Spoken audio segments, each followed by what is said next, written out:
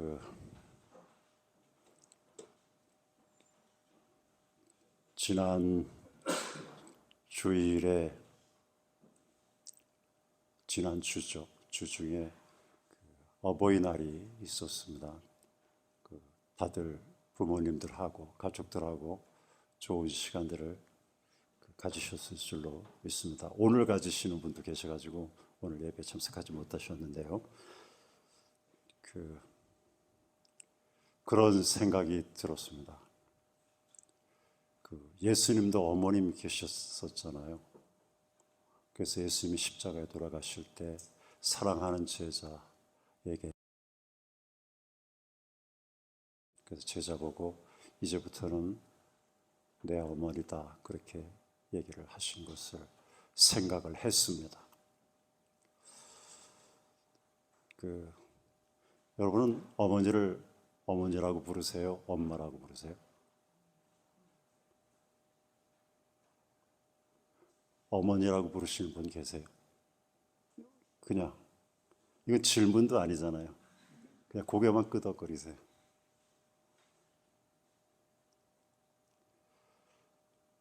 아버지를 아빠라고 부르시는 분 계십니까 지금? 저는 지금도 엄마는 엄마고 아버지는 아버지예요. 한 번도 아버지를 아빠라고 부른 적이 없습니다. 여러분들은 어떠실지 모르겠어요. 예수님은 어머니를 엄마라고 부르셨을까요? 어머니라고 부르셨을까요? 우리 성경에는 어머니라고 그렇게 기록되어 있네요. 예수님은 요셉을 아버지라고 부르셨을까요? 요셉 아버지 그렇게 예수님께서 말씀하셨을까요? 그런 생각했습니다. 그런 생각해서요. 지금 이제 웜업 하는 거예요. 생각하는 거예요.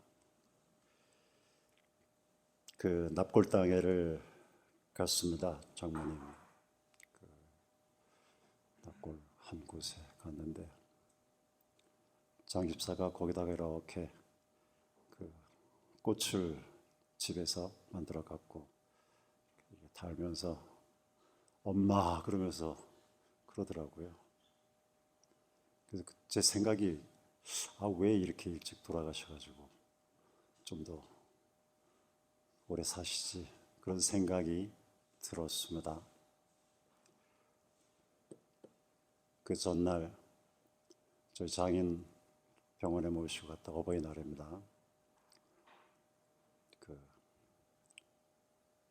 식사하고 대화를 하는 중에 우리 장인께서 뭐라고 얘기하시냐면 당신이 엄마하고 많이 닮았다. 당신의 엄마, 그러니까 장집사의 할아버지죠. 92세, 3세 되신 분이거든요. 근데 엄마라고 그런 소리를 하더라고요. 엄마잖아요. 어머니 그러면 뭔가 좀 격식을 따지는 것 같고, 자기 친모 보고 어머님이라고 하는 거는 어법에 어긋난다면서요. 그러니까 시어머니나 시어머님 또 장모님을 어머님 이렇게 부르는 거고, 다른 사람들 그러니까 친구나 다른 분들의 어머니를 어머님이라고 붙이지 자기 자신의 어머니한테는 아주 높여서 존중해서 어머니라고 부르고, 어머니만 어머니고 다른 어머니는 어머님이라고 그렇게 해주면 된다 그러나요? 근데 뭐 요즘 그러잖아요. 시어머니한테도 엄마라 그러기도 하고 또 장모님 보고 엄마라 그러기도 하고 친밀하게 그렇게 지내는 것이 매우 좋게 느껴지기도 합니다. 여러분 지금 속으로 엄마 생각하셨어요? 잘하신 겁니다. 엄마 생각하셔야지만 됩니다. 이제 조금 진정이 되셔요? 네, 진정이 돼야지만 됩니다. 오늘 읽은 본문 말씀에서 올라가셨다 하였은즉 땅 아랫곳으로 내리셨던 것이 아니면 무엇이냐 내리셨던 그가 곧 모든 하늘 위에 오르신 자니 이는 만물을 충만케 하려 하심이니라. 그렇게 말씀하셨잖아요. 그 하늘 위에 계셨다가 땅 아래 곳으로 내리셨다는 얘기예요. 내리셨다가 올라가셨다는 얘기입니다. 그래서 예수님께서는 요한복음에서 하늘에서 내려온 자라고 본인을 말씀하셨고요. 또 내가 이전에 있던 곳으로 올라가는 것을 볼 거면 너희들 도대체 어떡할 거냐?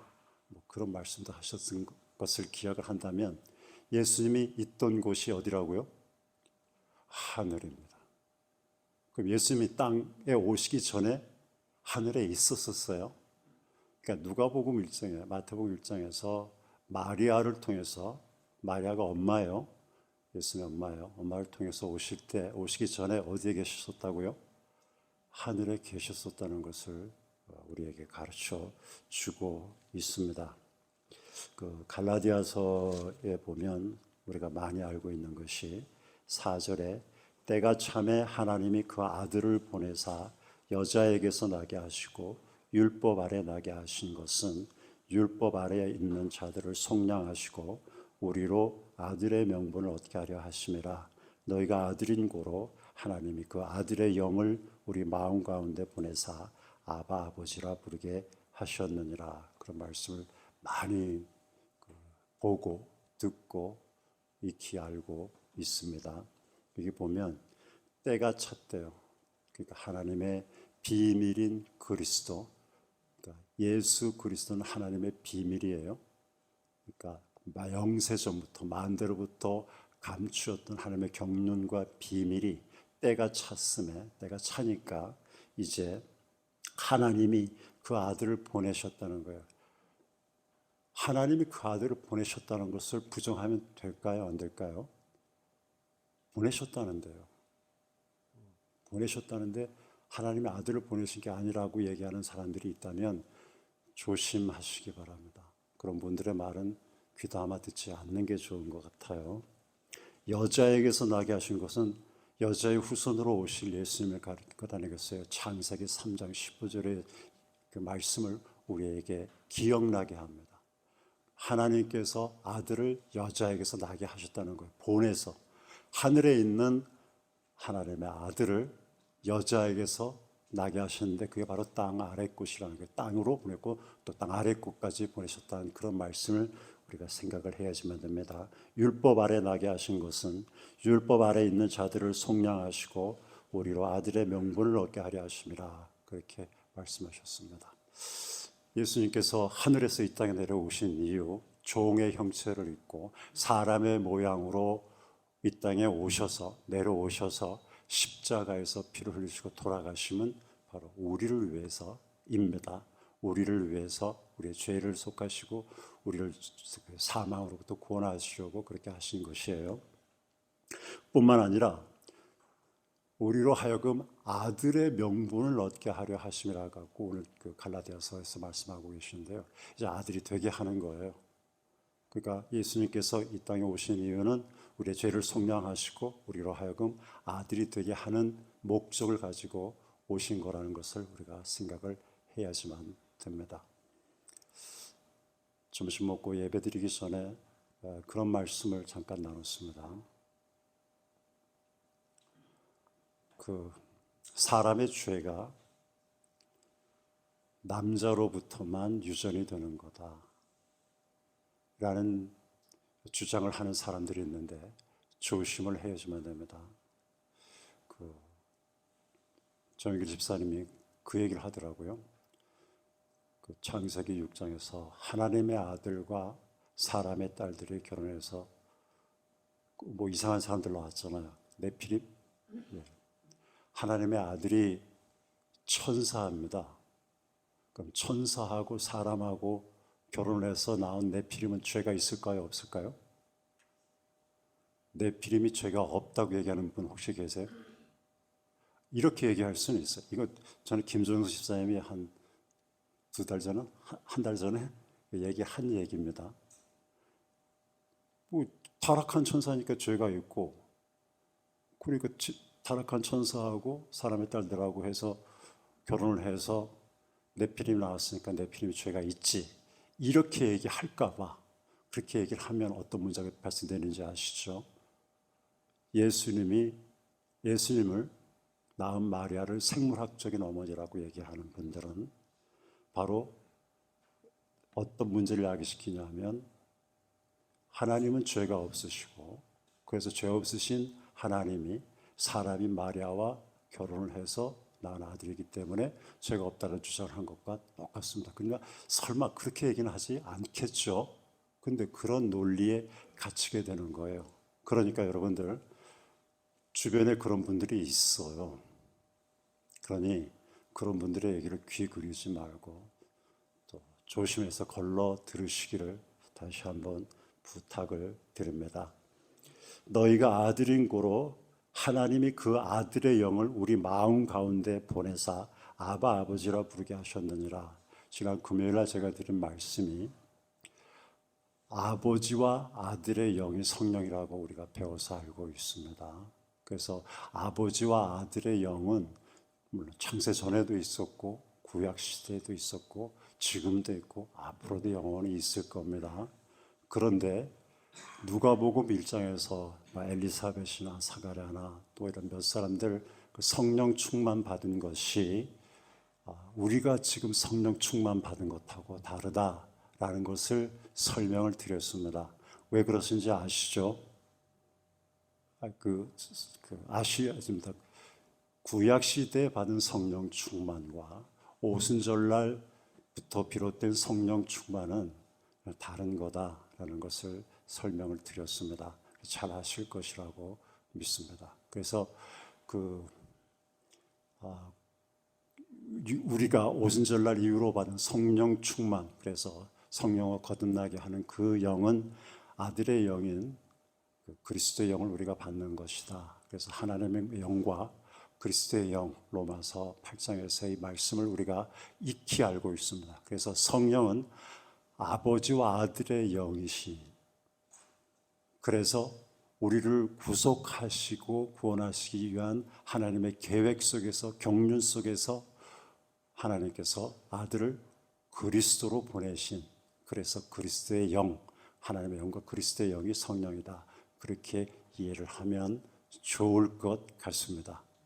그렇게 이해가 되세요? 아멘. 그렇게 이해가 되셨으면 물어보려고 그럽니다. 제가 아까 짰어요.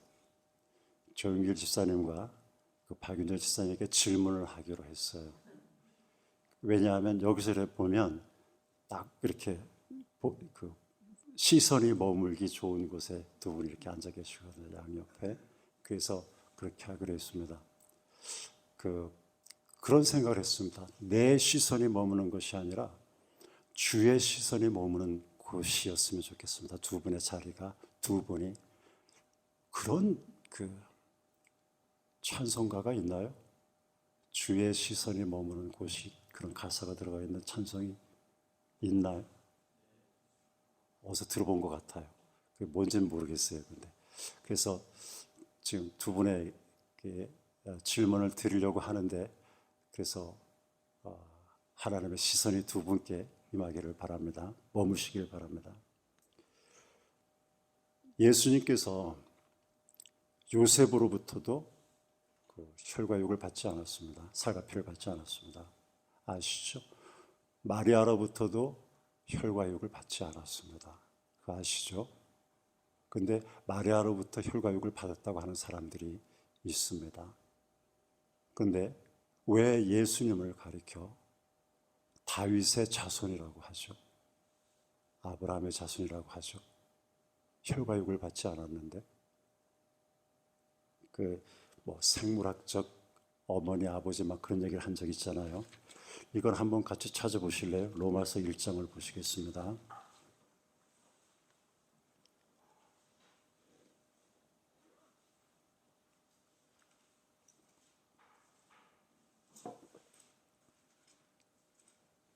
(3절) (4절) 잘 아시는 말씀이죠.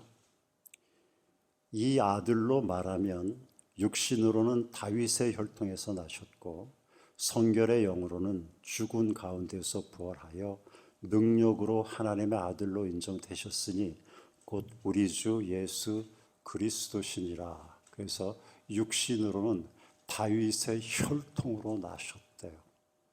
혈통으로 나셨다는 얘기는 그 얘기 아니에요?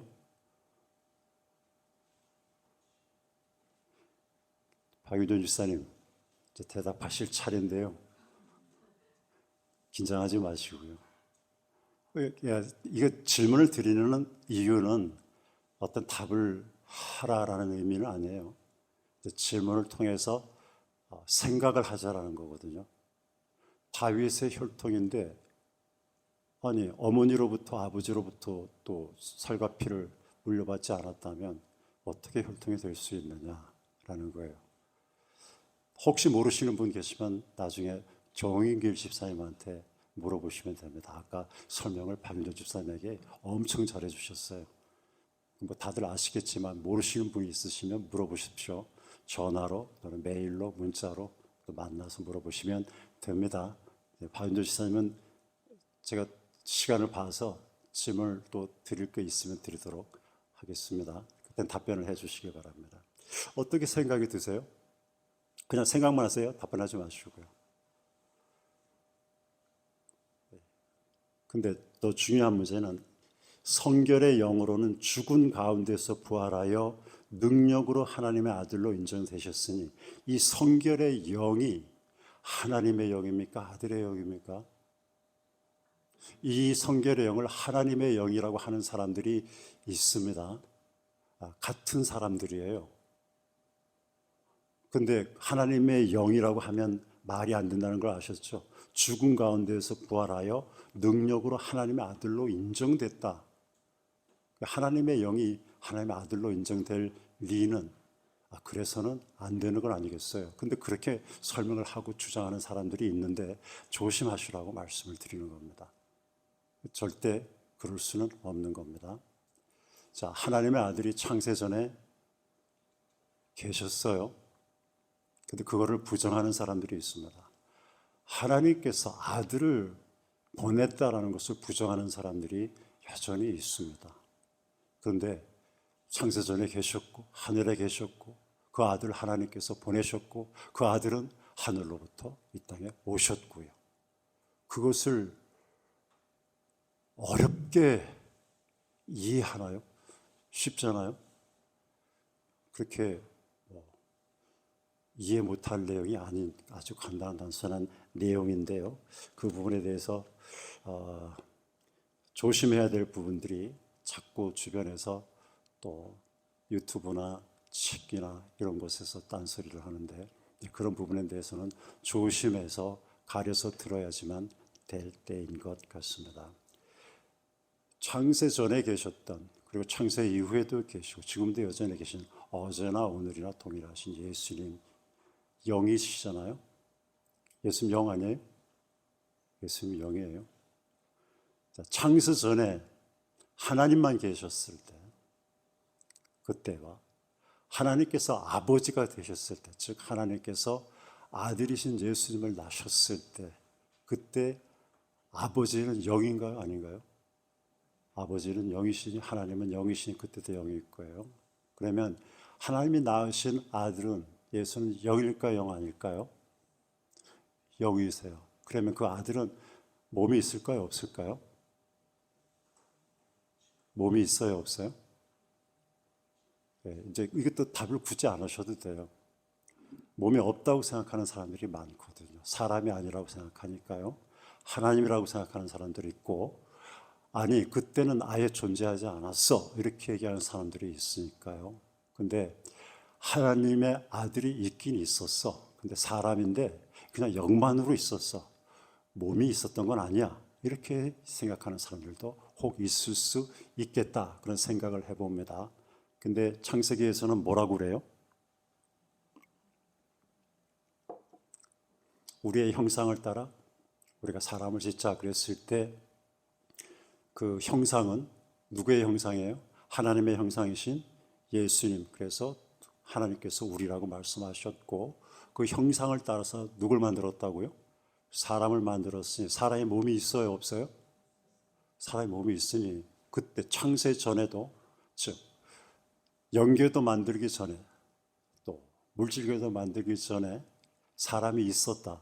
몸을 가진 사람이 있었다. 그렇게 이해를 해야 되잖아요.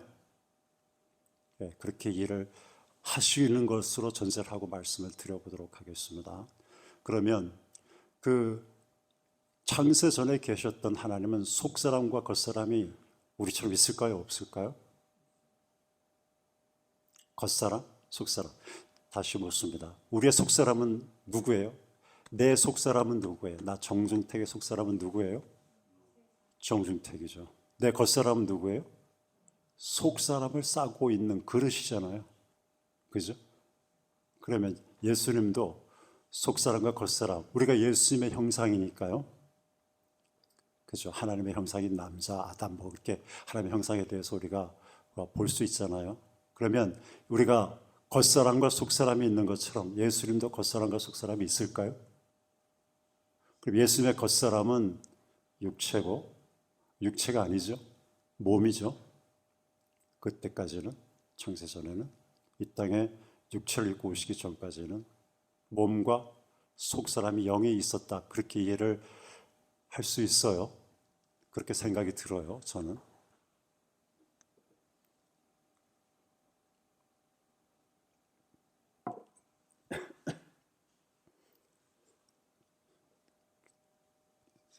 잘 따라오고 계시죠?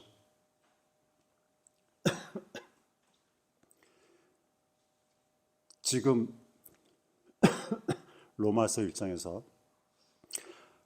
예수님께서 육신으로는 다윗의 혈통을 입으셨다 그랬을 때 그 육신은 어떤 육신이냐 하면 빌립보서 2장에서 예수님께서 그 하나님과 동등됨을 취할 것을 여기지 아니하시고 원래 하나님의 본체이셨지만 그 사람의 모양, 죄 있는 육체의 모양을 입고 이 땅에 오셨다.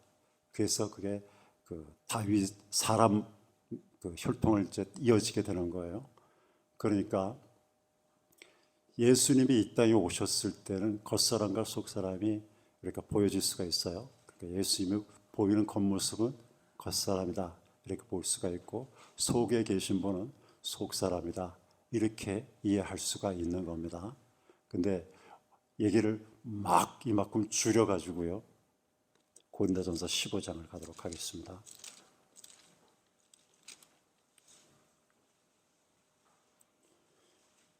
45절과 47절까지 제가 천천히 읽도록 하겠습니다. 기록된 바 첫사람 아담은 산 영이 되었다 함과 같이 마지막 아담은 살려주는 영이 되었나니 그러나 먼저는 신령한 자가 아니요 육 있는 자요 그 다음에 신령한 자니라. 첫사람은 땅에서 났으니 흙에 속한 자이거니와 둘째 사람은 하늘에서 나셨느니라. 45절에 첫사람 아담 나오고 마지막 아담 나옵니다. 첫사람은 산 영이고 마지막 아담은 살려주는 영이에요. 근데 여기서 제가 주목하라고 말씀드리는 것은 마지막 아담이 살려주는 영이라는 거예요. 그 다음에 47절에 첫사람은 땅에서 났지만 둘째 사람은 하늘에서 나셨느니라. 그래서 지난 금요일날 말씀드렸듯이 하늘에서 나신 둘째 사람으로서 예수님이 있는 거예요. 그런데 땅에서 나신 예수님이 있어요. 그죠? 육체를 입고 이 땅에 오신 분. 그래서 그건 땅에서 나신 거예요. 그래서 육체를 입으신 땅에서 나신 예수님과 하늘에서 나신 예수님이 구분이 되어야지만 된다. 이것도 이해하는데 그렇게 어렵진 않으실 거예요. 그죠? 근데 마지막 아담에 대해서 정영길 집사님께 물어보도록 하겠습니다. 왜냐하면 제가 이걸 작년에 정영길 집사님한테 이걸 물어봤었거든요. 그래서 그 기억을 하시려나 모르겠어요. 이 마지막 아담은 예수님의 겉사람입니까? 속사람입니까?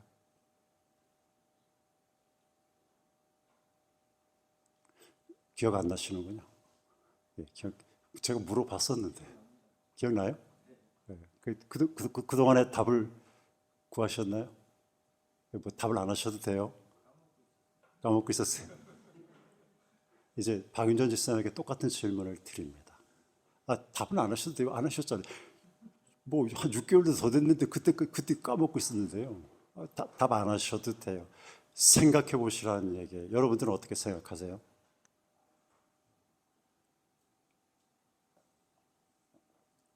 제가 수년 전에 마지막 아담은 겉사람이고 둘째 사람은 속사람이다, 그렇게 성경 공부를 한 적이 있어요. 그게 맞았나요? 틀렸나요? 김기성 집사님, 맞나요? 틀리나요? 네? 틀렸다. 보세요. 제가 이렇게 많이 틀려요. 지금 하는 얘기도 또 몇 년 지나면 그거 틀렸는데? 뭐 여러분들은 그럴 수 있을걸요? 그런 생각이 들었습니다. 근데 왜 틀리죠? 마지막 아담은 살려주는 영이다 그랬을 때, 마지막 아담은 우리가 어떻게 이해를 해주면 돼요? 마지막 아담은 둘째 사람입니까? 영이라니까요. 이거는 집사님 답을 찾은 것처럼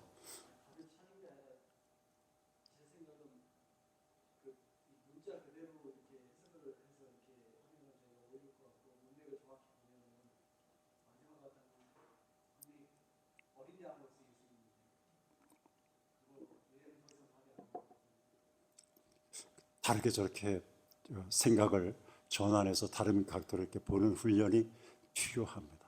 그래야 정확하게 볼 수 있을 테니까요. 그죠? 그래서 이것을 제가 이렇고 저렇고 얘기하면 또 틀릴 수 있잖아요. 그래서 제가 이렇다 이렇게 얘기를 하는 것이 옳겠어요? 그러겠어요? 네, 답을 유보하도록 하겠습니다. 정규 집사님에게 숙제를 내드린 것처럼 여러분들에게 숙제를 내드리도록 하겠습니다. 그게 좋겠죠? 이게 설명을 하려면 또 시간을 많이 할애를 해야지만 될 것 같다는 생각이 들기도 해요. 그런데 중요한 것은 그렇게 생각을 합니다. 살려주는 영이라면 어떤 생각이 드세요? 제가 혹시 금요일 날 설교를 드린 것이 기억이 난다면, 살려주는 영은 제가 드린 설명으로서는 어떤 영이라고 생각이 드세요? 금요일 날 살려주는 영. 그냥 이게 겉사람 속사람, 이건 내가 연막을 친 거예요. 그러니까 함정에 조금 빠뜨릴 생각을 해보려고 했는데 안 속네요. 근데 살려주는 영, 마지막 아담은 살려주는 영입니다. 살려주는 영은 죽은 영혼을 살려준다는 얘기 아니겠어요? 누구? 어떤 영혼? 우리의 영을 살려주는 거잖아요. 근데 마지막 아담은 살려주는 영이라면 이게 아들의 영일까요? 종의 영일까요? 예. 예수님은 아들이니까 아들의 영이죠. 근데 이 살려주는 영이 아들의 영이면서 어떤 영이라고요? 그리스도의 영이 돼야 되겠죠. 왜냐하면 예수님이 아들이었지만, 창세전에도 그렇고 구약시대도 그렇고 예수님 이 땅 오시기 전까지는 아들이었지만 이 땅에 오셔서 그리스도가 되셨어요. 그리스도가 되셨을 때 그때서야 비로소 우리에게 구원이 되신 거예요. 우리를 살려주게 된 거예요. 죄사함, 우리가 성경 읽었죠. 죄사함, 그리고 아들 되게 하는, 장자의 명분을 얻게 하는, 아들의 명분을 얻게 하는, 아들이 되게 하는 그런 하나님의 뜻을 이루신 거라고요. 그러니 살려주는 이 말이 들어가면 어떤 뜻이 된다고요? 그렇죠. 아들이신 예수님이, 아들의 영이신 예수님이 그리스도의 영으로서 임무를 완수하신 거라고 생각을 합니다. 그래서 그리스도의 영은 아들의 영이지, 맞습니다. 근데 그 아들의 영이 세상을 구원하는 그 일을 하시는 것, 그렇게 살려주는 일을 하시는 것, 그렇게 보면 되지 않을까요? 그런데 갈라디아서 4장 아까 읽었잖아요. 그걸 다시 한번 보도록 하겠습니다. 갈라디아서 4장에 뭐라고 되어 있었어요? 아들의 영을 보내사 너희가 아들인 고로 하나님이 그 아들의 영을 우리 마음 가운데 보내사 아바 아버지라 부르게 하셨느니라. 예수님은 하나님을 아바 아버지라고 부르셨습니다. 이렇게 단정적으로 얘기해도 틀린 건 아니라고 생각해요. 그리고 우리도 하나님을 아바 아버지라고 부르게 되었다. 그래서 우리도 하나님을 아버지 이렇게보다는 아바 아버지 또는 아빠 이렇게 부르는 것이 더 옳겠다. 그런 생각을 해봅니다. 김정수 집사님이 김영근 집사님 보고 아빠라고 그런 적이 있어요? 어릴 때는 하셨군요. 이제는 우리가 종이 아니기 때문에 아들의 영을 받았기 때문에 하나님을 아빠라고 부를 수가 있게 된 거예요. 근데 아들의 영을 우리가 받았을 때 그 아들의 영이 받은 것을 우리가 뭐라 그런다고요? 자, 누가복음 1장에서 사가랴나 엘리사베나 이런 사람들 성령 충만을 받았을 때 그들이 하나님을 아바 아버지라고 부를 수 있었어요? 없었어요? 없었어요. 부르면 돼요? 안 돼요? 안 돼요. 근데 지금은 우리가 성령 충만함을 받아서 하나님을 아바 아버지라고 부를 수 있게 된 이유가 뭐예요? 그들도 아들의 영을 받았는데 왜 지금 우리는 아바 아버지라고 부르도 되고 그들은 안 되는가요? 그것은 아들의 영을 우리 마음 가운데 보내셨는데 그리스도의 영으로 보내셨기 때문에 그런 거예요. 이게 이해가 되시면 좋겠습니다. 그래서 여기서 아들의 영을 보내사 그랬을 때 이 아들의 영만 보면은 그냥 아들의 영이에요. 그런데 보내신 사명을, 역할을 가지신 아들의 영은 그리스도의 영이다. 그래서 성령은 하나님의 영과 그리스도의 영이다 라고 설명을 해주면 좀 더 이해의 폭이 넓어질 수 있겠다 그런 생각을 하게 됩니다. 그러면 고린도전서 15장에서 살려주는 영은 마지막 아담은 살려주는 영이에요. 그러면 무슨 얘기예요? 그리스도의 영일 수밖에 없어요. 근데 이제 그리스도의 영은 성령입니까? 마지막 아담은 성령입니까?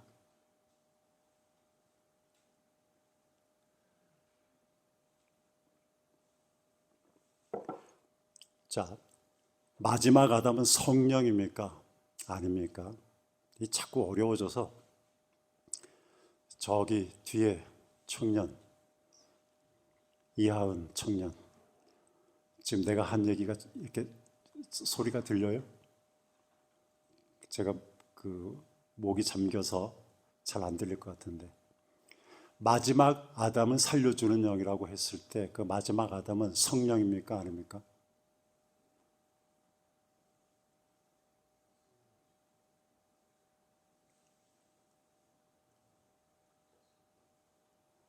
성령은 생각을 좀 해보세요. 성령은 그런 거죠. 예수님께서 육체로 육신을 입고 이 땅에 오셨어요. 그리고 요셉을 보고 아버지라고 그랬을 것 같아요. 마리아를 보고 엄마라고 그랬을 것 같아요. 그렇게 사셨어요. 그러다가 30세 때 공생애를 시작하셨어요. 이때까지는 성령으로 역사하셨어요. 예수님께서 요한복음 14장 15장 16절에 가셔서 보내야 성령을 우리한테 오신다 그랬잖아요. 그렇죠? 그럼 예수님이 이 땅에 계셨을 때는 성령으로 계셨어요? 마지막 아담으로 계셨어요? 마지막 아담으로서 살려주는 영이었었어요. 그러니까 살려주는 거예요. 왜 살려주죠? 사랑하니까요. 어떻게 살려주죠?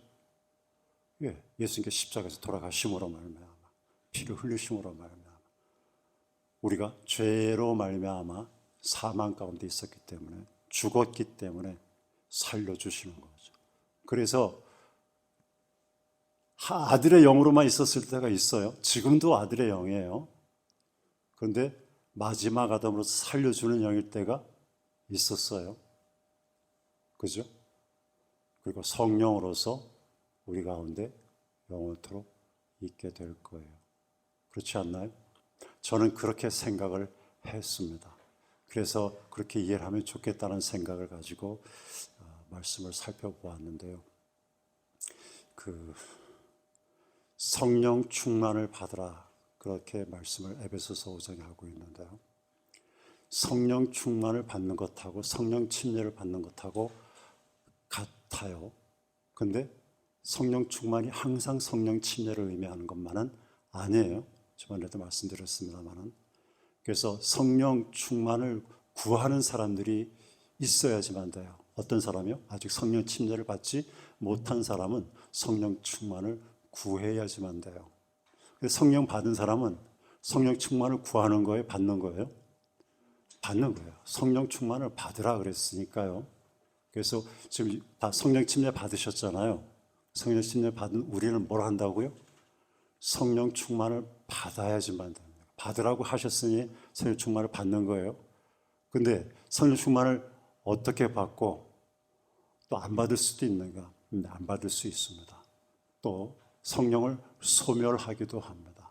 근데 오늘 본문 말씀에서 그렇게 말씀하셨잖아요. 내리셨던 그가 곧 모든 하늘 위에 오르신 자니 이는 만물을 충만케 하려 하심이니라. 그래서 하나님께서 그 아들을 보내셨고 아들이 땅 오셨고 또 땅 아래끝까지 내리셨다가 이제 모든 하늘 위에 오르셨는데 그 이유는 만물을 충만케 하라 하심이라 그렇게 했어요. 에베소서 1장에서는 뭐라고 되어 있습니까? 교회는 그의 몸이니 만물 안에서 만물을 충만케 하시는 자의 충만이니라. 만물을 충만케 하시는 자가 누구예요? 하나님이에요. 근데 그 하나님의 충만이 뭐라고요? 교회라는 거거든요. 근데 교회로 말미암아 또 뭐가 충만되냐 하면 만물이 충만하게 된다는 말씀을 여러 곳에서 찾아볼 수가 있는데 그 말씀은 천천히 한번 찾아보시도록 하세요. 중요한 것은 성령을 소멸치 말라는 말을 기억을 해야지만 됩니다.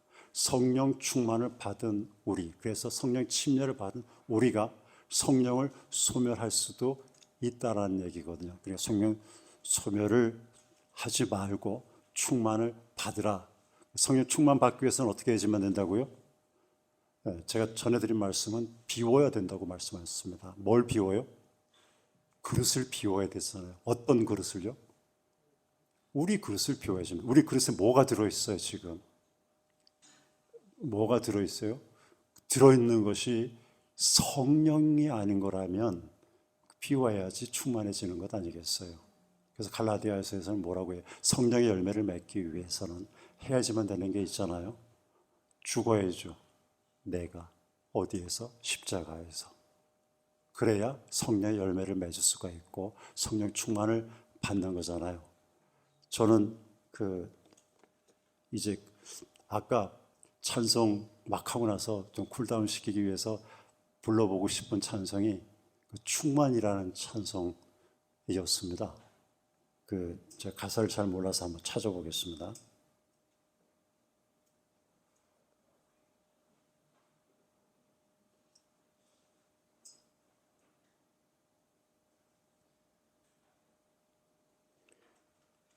난 예수로 충만하네. 이 찬송인데 이 찬송을 제가 천천히 조용하게 불러보고 싶었어요. 근데 혼자 부르면 좀 멋쩍잖아요. 그래서 같이 부르려고 하는데 이 찬송이 여기 띄워줄 수 있나요? 그럼 찬송을 한번 띄워주시고 반주 해주시고 그런 겁니다. 성령 충만을 받기 위해서는 비워야지만 된다. 그리고 성령 충만을 받아야지만 되는 거다. 성령을 소멸하는 그 어떤 것도 다 청소해내야지만 된다라는 거고요. 바로 성령 충만을 받는 데 있어서 우리가 명심해야 될 것은 성령은 하나님의 영과 그리스도의 영이다. 그리스도께서 우리 죄를 위해서 십자가에서 돌아가셨다. 그리고 그 어머니 보고 우리 예수님께서 마리아 보고 마음이 많이 아프셨. 요한복음에서 그 기사를 보고 제자인 요한 보고 이제부터 내 어머니라 그랬을 때 그 새삼스럽게 다가왔던 기억이 있습니다. 그러니 그 예수님의 그 고뇌와 고민, 그 이 땅에서의 여러 가지 그 시험과 어려움 이런 것들을 기억을 하시면서 우리가 성령 충만한 그런 삶을 살았으면 좋겠습니다. 무명이여도 이렇게 하는 거죠.